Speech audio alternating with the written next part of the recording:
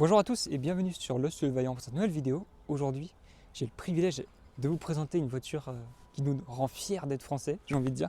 Mais avant de la découvrir, avant de vous emmener sur la route pour vous en dire un peu plus, je vous invite à vous abonner, à liker et à partager. Et puis, je vous laisse sur l'essai et la présentation de l'Alpine A110R. On se retrouve avec le propriétaire du véhicule. Je te laisse te présenter pour ceux qui ne Moi te connaissent c'est pas. Mathis, 17 ans, et aujourd'hui je vais vous présenter l'Alpine A110R de mon père. On va pouvoir commencer par la présenter extérieurement et aborder tous les petits points esthétiques qui la différencient des autres versions.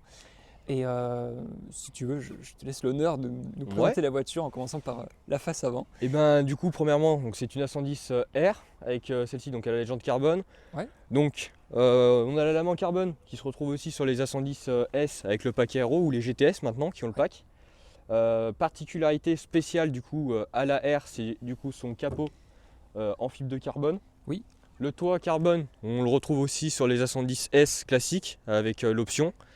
Vraiment propre à cette R. On a aussi du coup les jantes en carbone, donc qui sortent de chez Duquesne. C'est fabriqué, donc pour la petite histoire, en France à Massieu, donc c'est une demi-heure du lieu de tournage de cette vidéo. Ouais. Est-ce que tu peux nous parler peut-être un petit peu des gains de poids qu'on a? Des gains de sur poids. les jantes? Alors les jantes, je sais pas exactement combien on gagne. Tout ce que je sais, c'est que les jantes devant, on est à 7,2 kg de mémoire pour la jante. Et derrière on est à 7,4 kg. Elle est un petit peu plus lourde vu qu'elle est plus large. Donc la teinte c'est un bleu de France, un bleu Neptune pardon. Bleu de France c'était l'ancienne. Ouais. Donc bleu Neptune, donc un bleu assez sombre et opaque. Il n'y a pas de reflet, elle n'est pas métallisée. Ouais. C'est vraiment une peinture qui est opaque, qui a presque pas de profondeur. Les GT4. C'est ça. Peintures un peu. Ouais c'est ça, c'est les peintures. Donc c'est une peinture qui est limitée à 110 exemplaires dans le monde. Donc peu importe la version d'Alpine, ça peut être les standards, les purs, les S, les R ou les GTS. C'est un bleu un peu qui rappelle les premiers véhicules de gendarmerie, si on regarde bien. Exactement. Là on y colle de bande et elle est parfaite. Ouais, bah, de toute façon il y a déjà des bandes Oui, mais qui font partie aussi du... Exactement, donc oui ça c'était en option, cette petite bande Ouais. donc avec le drapeau français avec des petits trous dedans qui deviennent de plus en plus fins. Et du coup elle a aussi le A sur le toit, le A de Alpine évidemment. Donc ça de mémoire c'est la déco French Signature ou French Heritage, donc, qui était optionnelle. Donc quand tu es jeune conducteur, tu as le A, exactement. De toute façon, tu peux le mettre nulle part. Oui, j'ai envie de dire. Je l'ai mis une fois pour le délire, j'ai dû le mettre sur le pare-brise. Ouais. Parce que je vais pas mettre un autocollant sur la carrosserie, évidemment. C'est inclus aussi la couleur des étriers, ça? Non, couleur des étriers, donc on pouvait choisir. On avait le bleu, le noir, enfin le gris, le rouge, le jaune, du coup, évidemment, qu'on a pris. Ça ressort bien avec cette configuration. Ça rappelle le jaune qu'il y a sur les harnais Sabelt à l'intérieur, si on regarde bien. Qu'on verra tout à l'heure. Exactement. Et est-ce qu'on peut parler vite fait du freinage? Freinage, ouais. C'est un peu spécifique. De mémoire, c'est du 320 mm.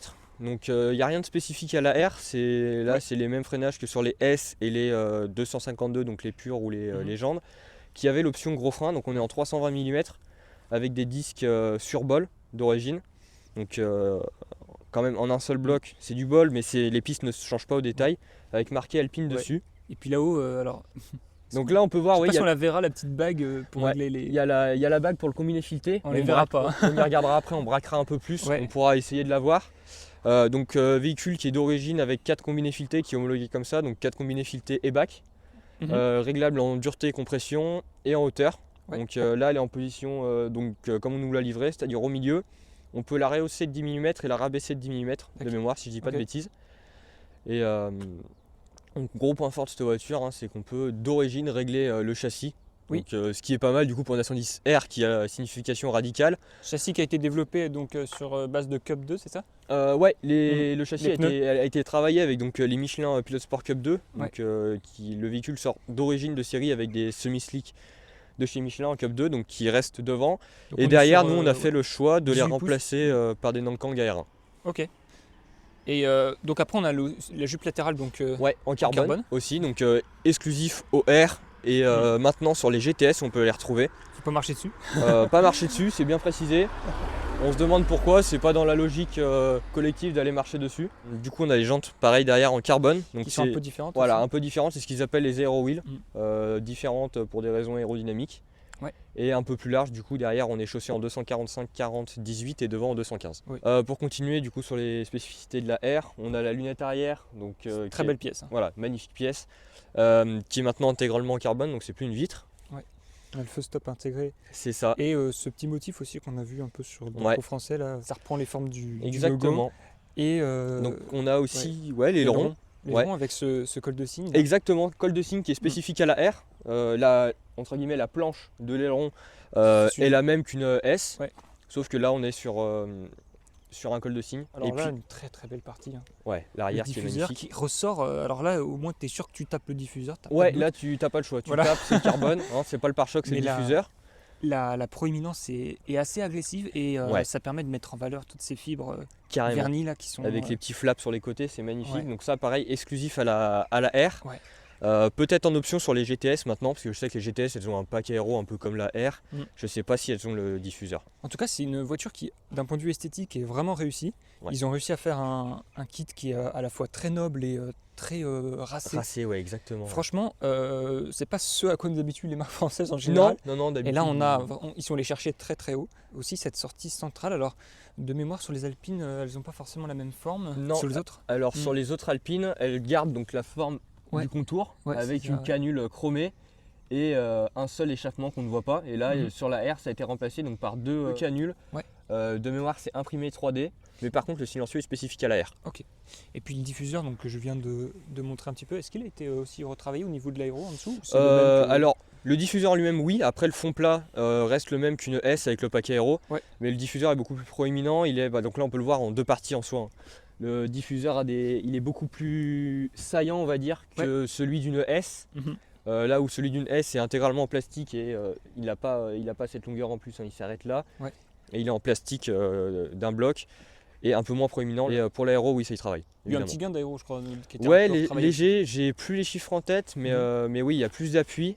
En VMAX, on a un petit peu moins, très léger. Sur le papier, il y a plus. Où il y a pareil, de mémoire, c'est 285. On a été sur l'autobahn en tout cas. On n'a pas pu prendre les 285 annoncés. Ok, d'accord. On bloquait au-dessous. Et puis on a aussi, je sais pas si on l'a dit tout à l'heure, mais on a 34 kg de gagné. Ouais, 34 kg de gagné de mémoire. En fait, paraît rien, sauf que sur ce genre de voiture qui est déjà très légère. C'est ça, là on passe à 1080 kg. Ouais, on passe à 1080 kg si je dis pas de bêtises. Grâce à tout ce carbone. C'est vrai que 34 kg ça paraît un peu faible, mais quand on regarde la voiture est déjà tellement légère, il n'y a rien à enlever déjà dessus. Oui. On verra surtout à l'intérieur, ils ont fait l'impasse sur certains éléments. Quelques éléments notoires, oui.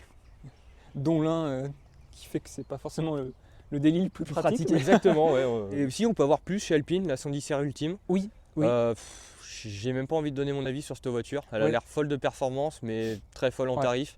Je pense que c'est une voiture qui va être achetée pour mettre dans des collections et qui finalement sera pas aussi exploitée qu'une A110R. Ouais. On se retrouve avec l'intérieur de cet habitacle avec l'accueil par un petit seuil de porte à 110R et surtout cette contreporte assez intéressante parce que, bon, déjà tout en Alcantara, mais surtout les poignées, les espèces d'arches en fait qui permettent de tirer la porte sont remplacées par ces petites lanières rouges qui sont d'ailleurs un petit peu plus pratiques que chez Porsche à cause de leur taille. Ouais, c'est ça, et par contre elles ne permettent pas le déverrouillage de la porte, on reste sur une poignée classique. Voilà.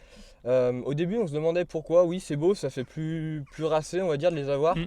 En fait c'est quelque chose de tout. Quand elle est harnais, quand elle est harnais en fait, vu qu'elle revient sur toi, tu peux la prendre, tandis que si c'est la poignée, oui, c'est foutu. Voilà. Donc pratique, on a la contreporte du coup comme tu le disais qui est tout en Alcantara. Alors que sur les versions standards, on va avoir donc un plastique brut, un peu moussé, un peu comme ce tableau de bord finalement qui est au fond, là. Qui est un peu raide. Où on va avoir un petit morceau de cuir ou d'Alcantara qui va être posé ici, de mémoire si je dis pas de bêtises, et ici le cuir ou l'Alcantara pareil qui sera dans la couleur de la porte. Ouais. Et donc on peut peut-être présenter ces beaux baquets. Ces magnifiques sièges, donc siège monocoque, Sabelt en carbone. Contrairement à ce qu'on pourrait penser, ils sont très confortables. Oui, alors pour avoir fait un peu de trajet à l'aller là, je confirme, il n'y a vraiment rien à dire.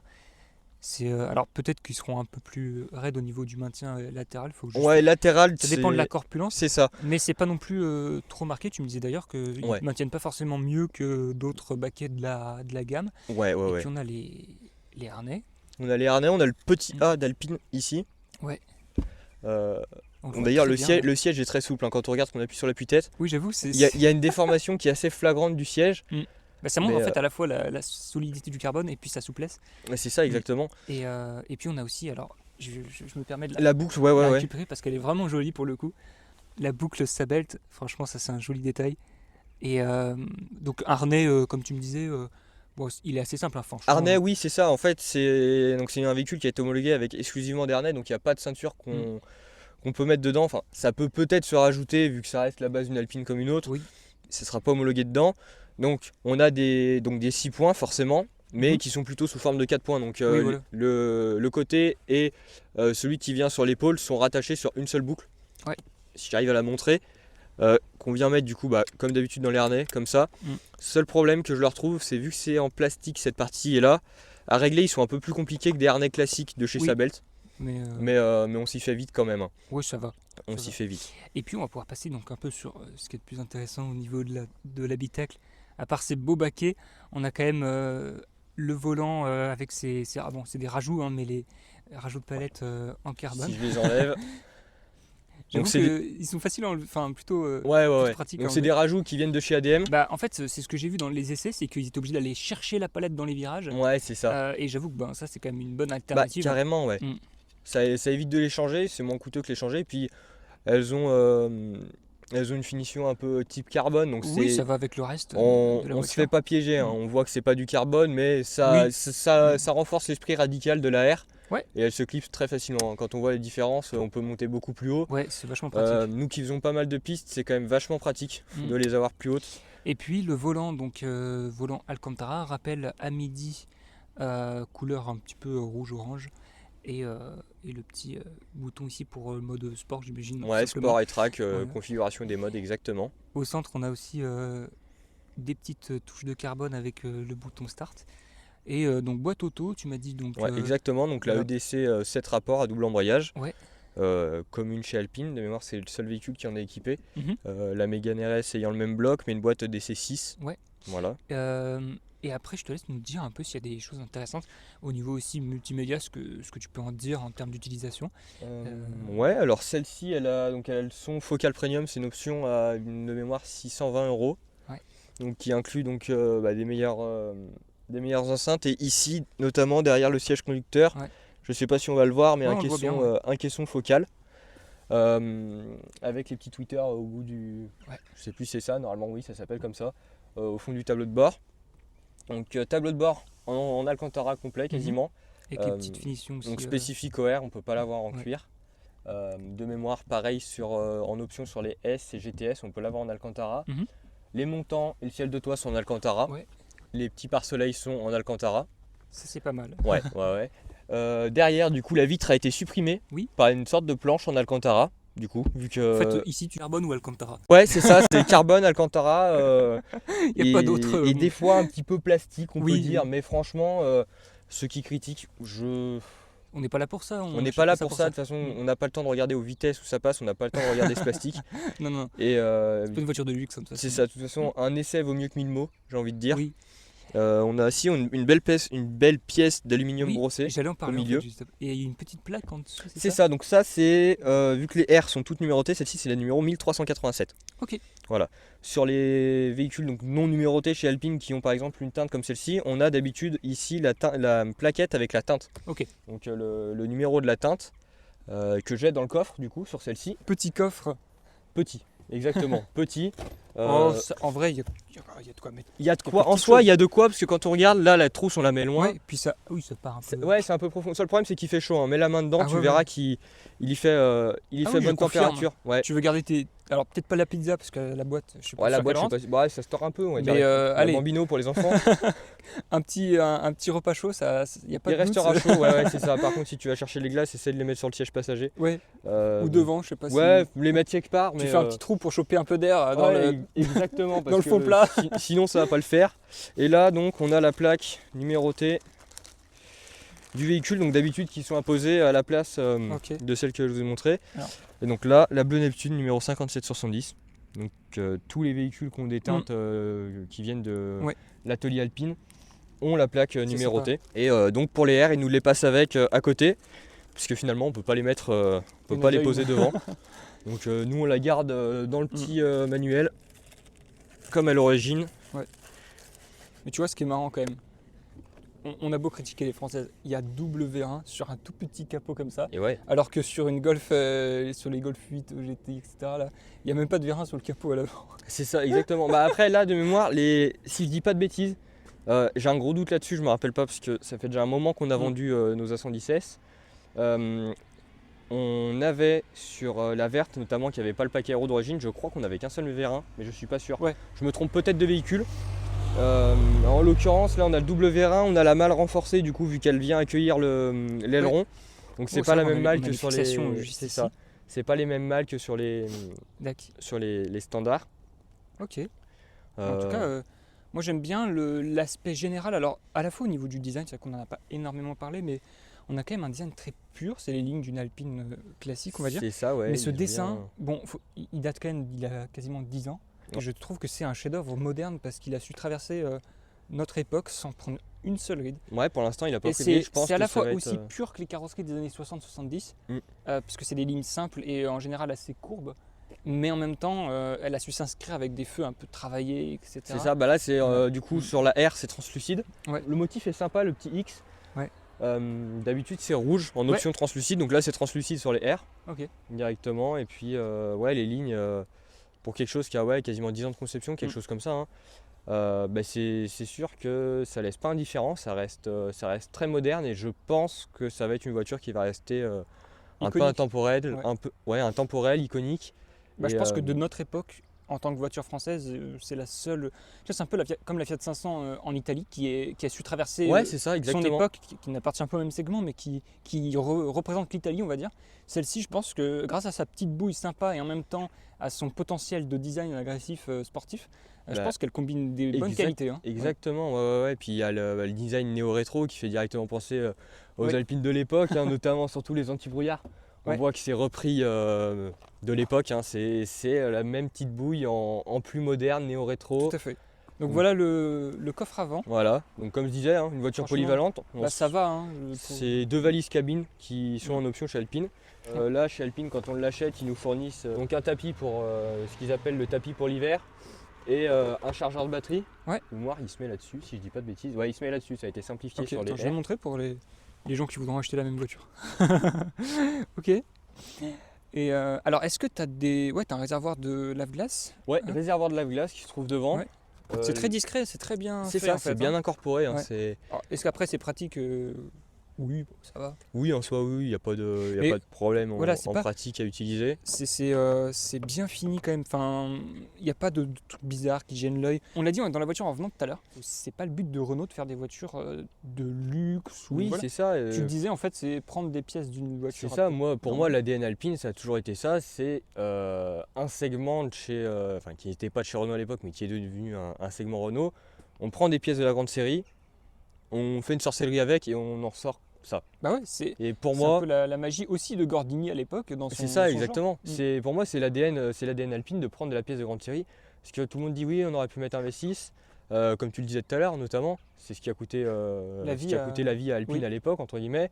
Une réputation sur la fiabilité qui était un peu comme ça sur les 310 et les GTA. De toute façon, en France à l'époque, que ce soit Jean Rédélé ou Gordini, tous ces gens-là, en fait, c'était à la base surtout des gens qui manipulaient la mécanique, qui faisait des châssis, qui faisaient des voitures qui étaient vraiment purement authentiques. Exactement. Ils ne cherchaient pas à concurrencer. Pour le coup, on pourrait faire ce reproche si Venturi existait aujourd'hui. Oui, mais parce que c'est pas la même gamme. Voilà. C'était pas la même gamme. Là, c'est un outil comme une Lotus en fait. C'est ça. Voilà. C'est fait entre guillemets pour aller à la chasse à la Lotus, même si la Lotus reste quand même plus radicale et souvent devant.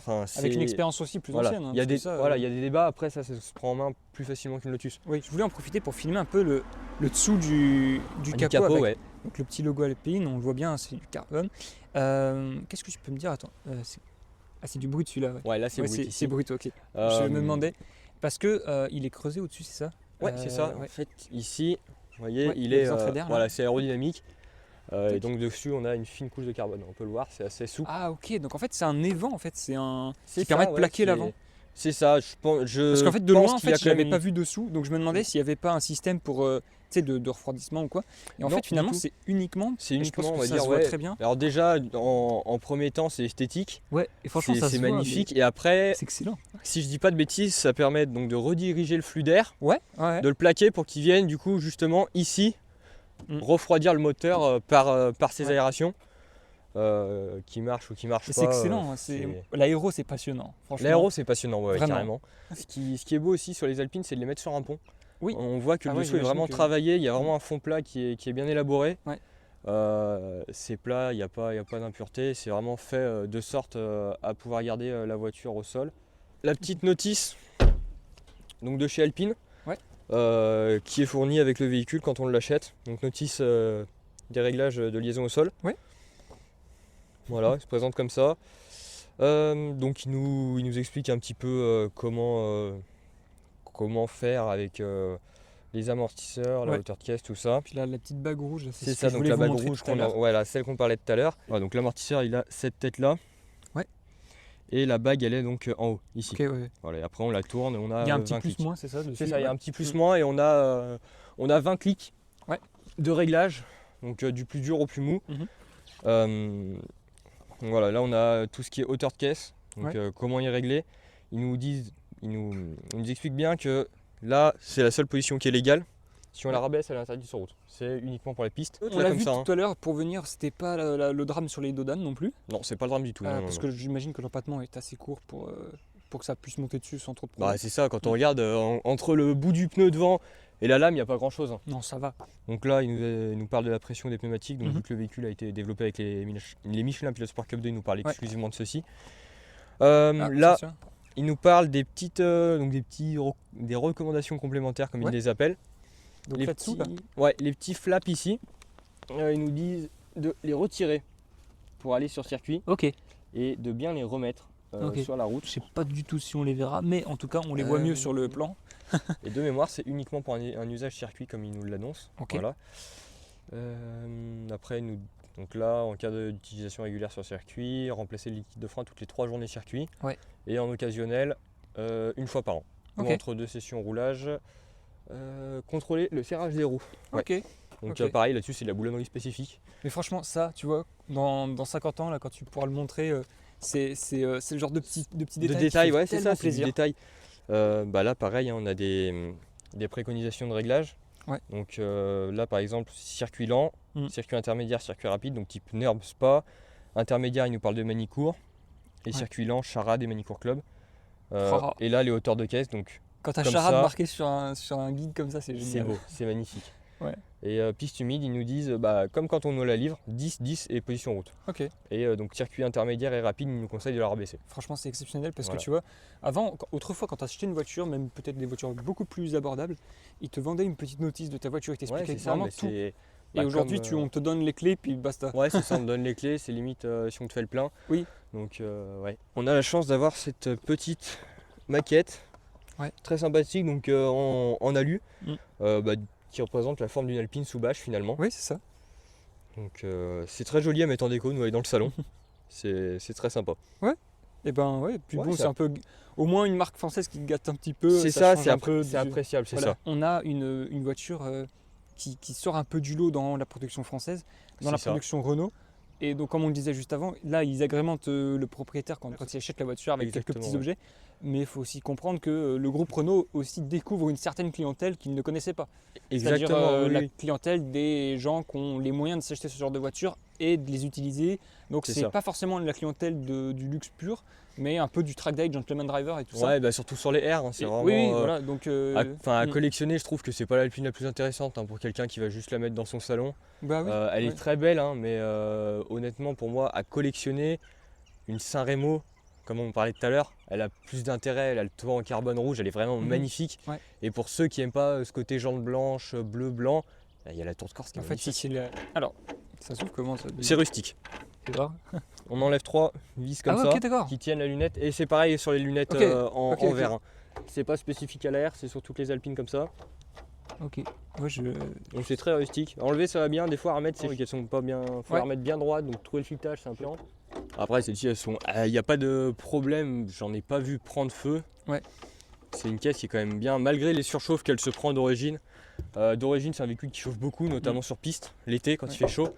On a très vite fait de l'amener en chaleur. Le top là-dessus c'est des Decata, mais bon pour la garantie c'est pas top.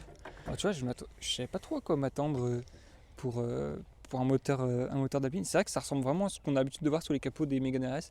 C'est-à-dire une présentation très brute. Très brute, pas très travaillée. Après on n'est pas là pour ça encore une fois. De toute façon en fait t'as un cache carbone, tu vois rien sous t'as pas de vitre. C'est ça, puis si on s'amusait à le travailler, on s'amusait surtout peut-être à remettre du poids en mettant des éléments plus nobles. Quelque chose qui n'est pas vraiment intéressant finalement sur cette voiture. Hein. Nous, ce qu'on veut, c'est Ouais, bah en fait, c'est typiquement l'ADN. Que ce soit léger. Ouais, c'est ça, c'est l'ADN. Bah, en fait, à mon avis, tu lèves le capot d'une GT4, c'est à peu près pareil. Hein. Bah, de toute façon, les GT4, on peut pas voir le moteur en soi, je oui, crois bien. Mais je veux dire, si les mécaniciens. Oui, en soi, les mécaniciens, ils doivent voir le truc, oui. ils vont tomber sur le même genre de choses. Ils voient la même chose avec plus de difficultés à travailler dessus, parce qu'en soi, là, le moteur reste accessible. Enfin, quand on regarde, il y a un peu de place pour la bricoler quand même. Alors, est-ce que du coup, on peut parler des données générales de cylindrée, de puissance de couple? Donc, c'est le 1,8 litre TCE, donc base commune avec la Mégane 4 RS. Ouais. Comme tous les moteurs de maintenant, Cata FAP, malheureusement. Oui. Très, très malheureusement. Donc, tu me disais 300 chevaux officiellement? 300 chevaux officiellement, exactement. En général, ça sort un tout petit peu moins. Il y a eu des cas critiques où ça sortait vraiment un peu moins de chevaux. Ouais. Tu me disais c'est la pompe à essence?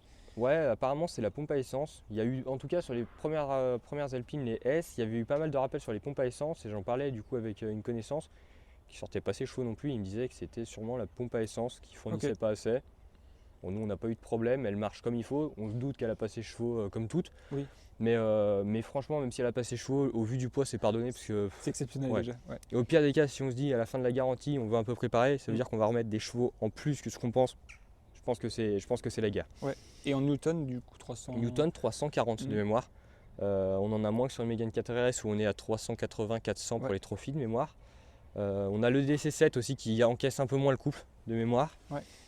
Sur la Ultime, ils ont mis la boîte 6 de la Mégane 4 RS. Ok. Et ils montent plus dans le couple. Hein. Bah, celle-ci, de toute façon, elle est orientée performance, donc on n'est pas là pour flamber. Voilà. Ouais, on n'est pas là pour dire moi j'ai des chevaux. Non. C'est le chrono qui part tout seul. Ouais, c'est ça. Moi j'ai le chrono et puis voilà. Est-ce qu'on peut parler quand même de l'entretien global de cette voiture? Entretien très très simple. Plutôt fiable du coup? Très fiable, on la met sur un pont. Si on fait la vidange chez Alpine, un entretien classique, on va être dans les 500 €. Quand tu regardes comparé à la concurrence, ça va. Hein. Oui. Quand tu regardes même comparé à une Golf ou quoi, si tu vas chez Volkswagen, je pense que tu es peut-être même plus cher. Ouais. Donc pas cher. Si tu fais toi-même, ça te coûte rien. Est-ce que c'est accessible? Est-ce que tu peux faire de la méca toi-même? C'est facile. Oui. Voilà, tu as le bouchon d'huile qui est un peu loin. Ouais. Je sais que chez Alpine, ils ont une petite bâche. J'ai fait mon stage de 3e là-bas. Okay. Ils ont une petite bâche en cuir avec marqué Alpine, c'est magnifique. Ouais. À l'époque, il n'y avait pas le pack aéro. Donc on se posait pas les questions. Là, c'est vrai qu'avec l'aileron, c'est un peu plus à travailler dessus parce que forcément, on vient en appui sur l'aileron pour aller toucher à ça. Ouais. Donc pour le remplissage d'huile. Et niveau fond plat, ça se démonte très facilement. Fond plat, il y a 16 vis de mémoire. Okay. Ça se fait facilement. Enfin, il y a tout qui est accessible, qui est facile. Donc ça correspond à une utilisation un peu de pistard, sachant que les gens qui vont sur piste, ils aiment bien aussi y toucher eux-mêmes. C'est ça. Quand on regarde une révision chez Alpine, c'est 500 €. Si on fait vraiment que de la piste, on va pas faire une vidange par an, on va pas attendre. Et on va pas aller payer 500 € toutes les 3 semaines parce qu'on fait du circuit tous les dimanches. Donc oui, si tu fais toi-même, ça coûte rien. Ça va te coûter quoi? 60 balles d'huile, 5 € de filtre, 65 € la vidange. C'est accessible et accessible manuellement aussi pour travailler. Exactement, il y a de la place. Quand tu regardes quand même, autour du kata, il y a de la place, y a de la place à plus savoir quoi en faire. On se retrouve donc à bord de la Sandisaire. Et pour vous expliquer un peu mieux ce qu'on ressent à son bord sur ces petites routes sinueuses du Beaujolais. Et on va commencer par faire chauffer un peu la voiture. Mettre la mécanique en place, faire chauffer les pneus, surtout vu que c'est du semi-slick, c'est de la gomme qui a besoin d'être chaude pour adhérer. Même si on voit que là, ça passe. Oui. Tout à l'heure, quand je suis monté dans la Sandisaire, la première chose que je t'ai dit, la première chose que j'ai mentionnée, c'est le châssis. On roulait à 30 km/h. Ouais, en fait, là vraiment, j'ai senti dans le siège les 4 roues, ce qu'elles faisaient, tu vois, le message passe très bien. Et c'est exceptionnel. Alors là, on sent un peu la raideur au niveau de la caisse, mais le baquet lui-même le baquet est pareil, on sent surtout la rigidité de la voiture en elle-même. C'est facile. Cette voiture là qui est faite tout en aluminium, on sent vraiment la rigidité. Et on sent aussi le travail des suspensions, des combinés filetés et bacs, qui sont vraiment avec une raideur spécifique au véhicule, qui sont vraiment adaptés à la voiture. Et on sent qu'ils travaillent très bien. C'est raide, mais c'est pas cassant. C'est une voiture qui se conduit plutôt bien. Hein. Mais ce qui est fou, même en passager, là, je pourrais presque te dire ce qui se passe à tel endroit de la gomme sous le pneu en fait. Ouais, c'est ça. C'est une folie. C'est une voiture qui se conduit simplement. Ouais. Là, je la prends avec 2 doigts. C'est phénoménal. La courbe. En fait, c'est un pouce au crime parce que. C'est pouce au crime parce que c'est beaucoup trop simple à conduire. Son seul défaut, je dirais, c'est d'être trop facilement exploitable sur route. Ouais. C'est son seul défaut qui peut facilement piéger un permis. Mais c'est une voiture qui est très exploitable, qui est très appréciée en soi. C'est une image qui n'est pas comme l'image, par exemple, d'une Porsche ou d'une Ferrari où on va te regarder en disant Ouais. Là on te regarde, on te lève des pouces, bah là les gamins tout à l'heure qui fait un petit salut, c'est de la caisse. En plus c'est la voiture française, donc c'est la voiture française, c'est ça. À part quelqu'un qui aime pas la France, il va pas. Voilà, c'est ça. Il n'y a pas de raison quoi. C'est la petite fierté française. Bah là franchement tu vois, il n'y a pas beaucoup de raisons d'être fier d'être français parfois à cause des problématiques qu'on a dans notre pays. Exactement, actuellement ça c'en est une bonne. Mais là ça c'est une raison, une vraie raison d'être fier. De la France et de son industrie. Et puis de sa région, parce qu'on est quand même dans la région qui fait la renommée de la France, le vin, le saucisson, les casse-croûtes quoi. Et puis ce que je te disais aussi, t'es vraiment imprégné par l'ambiance. Il y a des bruits partout. Tu entends des bruits que tu n'as pas l'habitude d'entendre. Ça a beau être une voiture moderne, on reste sur une voiture qui a une ambiance. Pour moi, c'est une ambiance à l'ancienne. Voilà, on entend les cailloux claquer. Et même t'entends les mécanismes qui se mettent en marche. C'est ça. C'est exceptionnel. Surtout là avec les pneus derrière, ce que je mentionnais tout à l'heure, les Nankang R1 qui ont des pneus qui ont un bruit de roulement qui est vraiment impressionnant. On les entend bien là, si je me remets à 75, entre 70 et 75, je sais pas si ça va se ressentir à la caméra, enfin au micro. Bah peut-être qu'on aura quelques saturations à bas régime, comme ça là. Mais là on a un pneu qui est vraiment bruyant et ça se ressent dans la voiture. Et puis la sonorité du bloc, c'est pas une mauvaise surprise parce que parfois on entend dire que c'est dommage qu'il y ait 4 cylindres sous le capot de l'Alpine, c'est un moteur de Mégane RS, etc. C'est le 1,8 litre qui est déjà boudé dans la 4RS, mais je trouve qu'il a une sonorité intéressante et plutôt savoureuse parce qu'il y a des bonnes basses. Exactement, puis on entend bien l'admission. Si là je fais une petite reprise en deux, on va bien entendre. Il est sympathique ce moteur. Et puis là elle est toute d'origine, mais si on met une boîte à air ou un filtre à air, on sent déjà plus le bruit. Là pareil, si on ouvre un peu la fenêtre, je sais pas si ça. Est-ce que la mission c'est dans la petite ouïe qui est juste de mon côté, de ton côté, Mais elle est de mon côté et je sais pas si. On l'a entendu là un peu. On l'a entendu, mais je sais pas si ça va risque de saturer.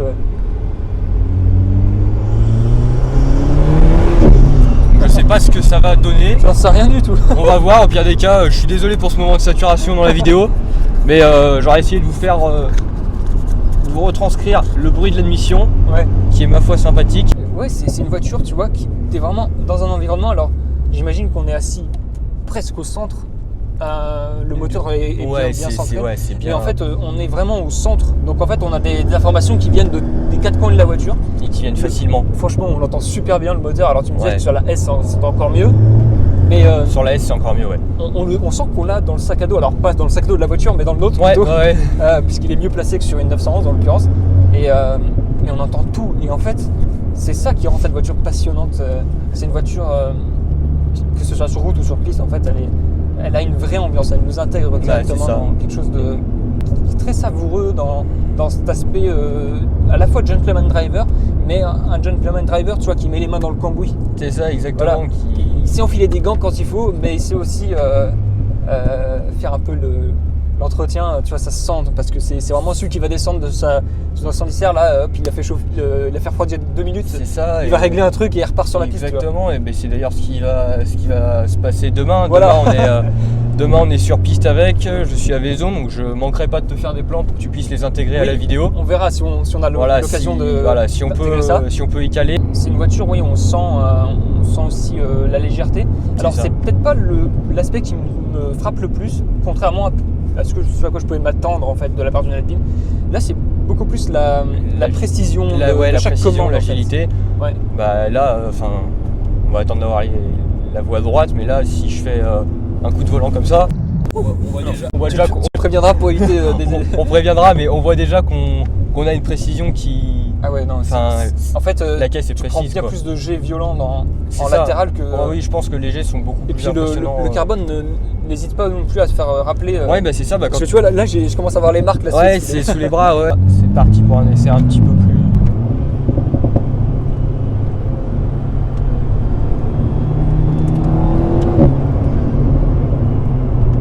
Les décélérations, tu le sens passer, ouais. Ouais, tu sens un peu quand même. Ouais.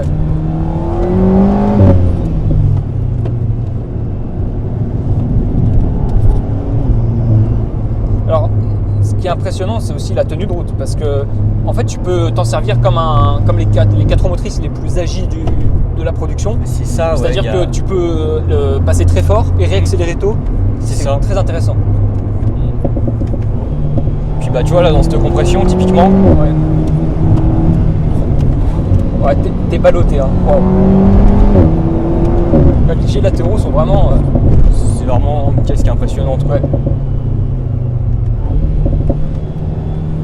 Là pareil, une épingle assez ouverte, on la passe à la limitation de vitesse quoi. Ouais, c'est. On sort de l'épingle. En fait, tu sens que le train avant bosse vraiment. Ouais, c'est rivé. Là, on est à 85. En fait, là, tu cruises en fait. Bah là, là, on est à 85 et tu vois, je suis en 5 à 2600 tours. Oui, tu cruises. Et finalement, en fait, tu peux déjà vraiment t'amuser, c'est plaisant. C'est clair. Et puis, parce ça glisse un peu aussi, c'est ça qui est bien, la réaccélération typiquement. Et tu vois, les voitures qui ont un énorme potentiel peuvent parfois être très barbantes à conduire à un rythme normal, ce qui n'est pas le cas là, parce que la précision est tellement bluffante. Ah bah oui, c'est clair, là on est... Mais en fait, j'ai l'impression que je visualise, tu vois, le compteur de G là. Ouais, je me sens, je sais où je me situe dedans, c'est trop drôle. Si je te remets le compteur de G... j'aurais même pas le temps de le regarder, je vais me dire, c'est pas grave, mais là... Ouais, ça en prend un petit peu quand même quoi. Ouais. C'est exceptionnel.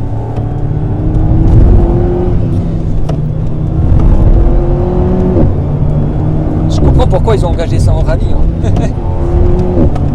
Tu sais qu'elle pardonne assez bien. Elle pardonne assez bien. Enfin, en fait, c'est limite, elle a pas besoin de te pardonner puisque tu fais pas d'erreur avec tellement elle est simple. Elle performe aussi correctement. Ouais, c'est ça. Par contre, si tu décroches, t'as pas de contre-braquage. T'as pas grand-chose. Raquette directe. Alors déjà, tu vas te manger une sale raquette parce qu'à mon avis, vu les gommards qu'il y a derrière, la raquette sera présente et sera bien présente. Ouais. Mais ouais, si c'est du petit décroché, typiquement entre deux bosses, hop, tu vas jouer un peu avec. Mais elle se rattrape plutôt bien. Par contre, le jour où elle décide de vraiment partir, je pense que tu lâches le volant, tu mets les mains sur le harnais, tu fermes les yeux.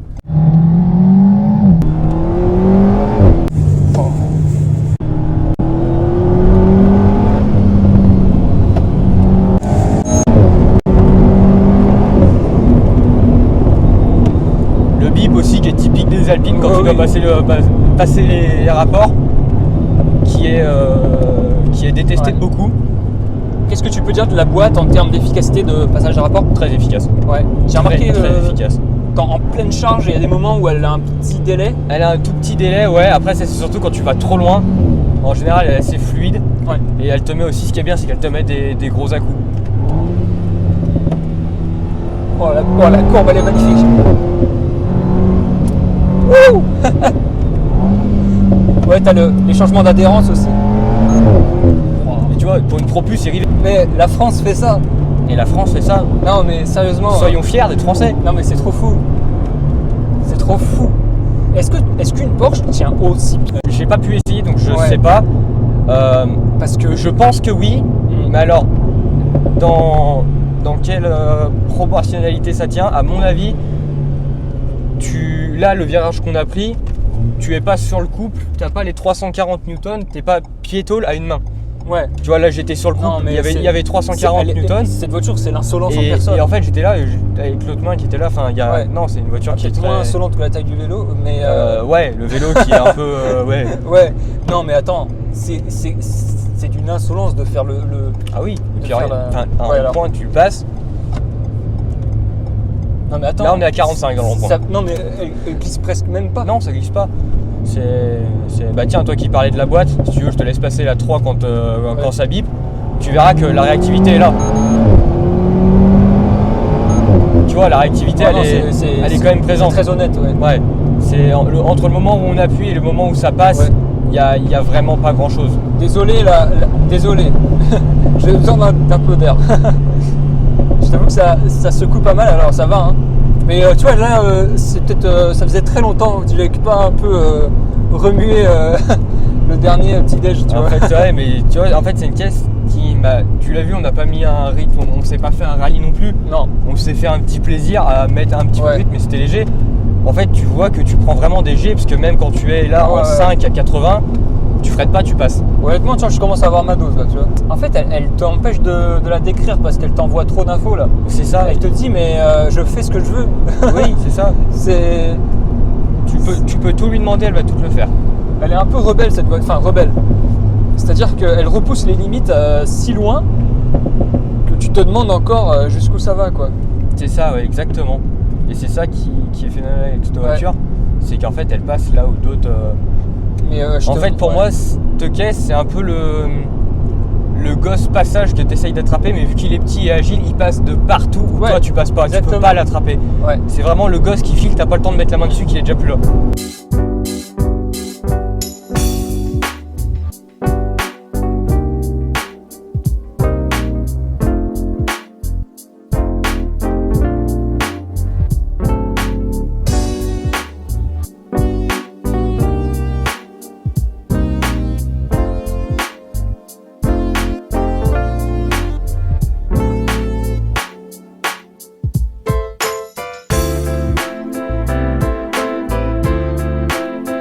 Maintenant on se retrouve à bord de la 110R sur le circuit de Maison Piste. Et je vous laisse maintenant avec les quelques images qui vont suivre d'un tour avec cette voiture.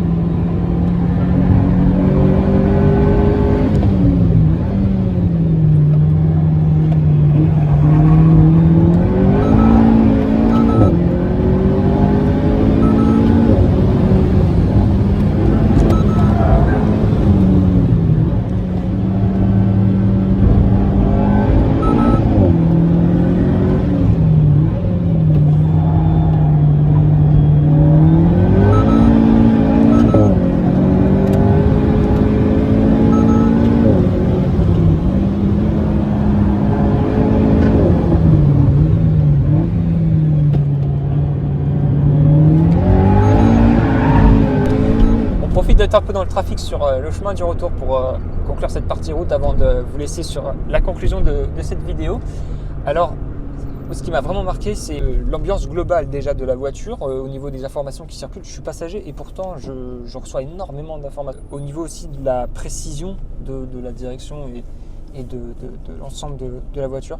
Ce qui est, si je pouvais conclure sur une note peut-être plus passionnante, plus sentimentale, on va dire, plus passionnée, plus exactement, ce serait plus de parler un peu quand même de l'automobile française. Et on a ça aujourd'hui à disposition qui est phénoménal, qui prouve quand même qu'en France on sait vraiment faire des voitures. Ouais. Et là, il y a peut-être des gens qui vont râler parce qu'il y a les Komodo de Clio 3 ou 4, parce qu'il y a un prix qui est très élevé, parce qu'il y a un 4 cylindres. Sauf que moi, dans le rétroviseur, je vois écrit Porsche et Ferrari et ça, ça n'a pas de prix. Ça, c'est clair. Ça n'a pas de prix. Surtout quand on est dans le monde automobile français qui est souvent très sous-coté et parfois à juste titre. On a vraiment aujourd'hui entre les mains déjà une bonne raison d'être fier et surtout clairement un outil pour humilier vraiment un bon nombre de voitures. C'est ça, c'est une arme et une arme, en fait, même pour soi c'est difficile. Hein. Ah oui, c'est une caisse et encore, on n'a pas fait un seul freinage. Hein. Oui, alors heureusement et je te remercie. Le freinage sur piste, j'emmène des gens. Il y a en fait tellement ça freine fort, le poids du casque emmène ta tête là. Et ton cerveau, il a le temps de circuler. Quand tu es conducteur, tu sais, tu restes droit. Et les passagers qui connaissent pas trop la piste, tout ça, le domaine. Et la voiture, en fait, quand je mettais des grands freinages, par exemple au circuit de Brest, la grande ligne droite qui est au fond, je mettais les freins, j'étais à quasiment 200, j'étais entre 195 et 200. Je te laisse imaginer ce que c'est qu'un pile à 200 et tu freines, je fais pas gaffe à combien de mètres je freine, mais ça freine très tard. Et les têtes vont dans le tableau de bord limite. Et en fait, les gens sont comme ça terrible. Et tu as l'impression qu'ils perdent connaissance.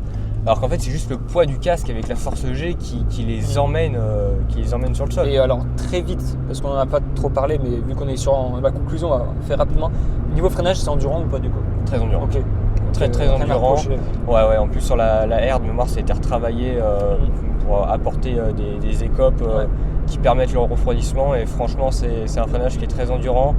À chauffer qui met pas longtemps, on fait 3-4 bons freinages, c'est déjà chaud. Et après, on sait qu'on peut y aller à fond et pendant longtemps.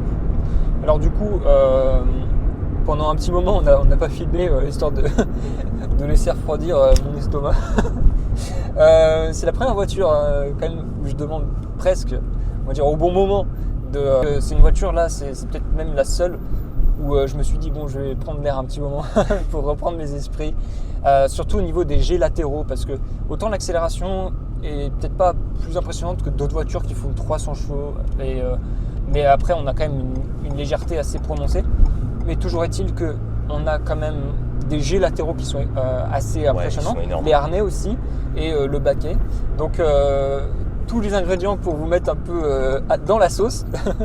Et puis pour conclure, je dirais que c'est une voiture qui est surprenamment agréable aussi pour une utilisation, on va dire, sur route. Urbaine, parce que le confort n'est pas non plus désagréable. Et puis globalement, on est sur une utilisation qui va privilégier à la fois la précision et un peu la raideur, mais aussi une certaine souplesse quand même, faut le dire, et très permissive grâce à ce potentiel.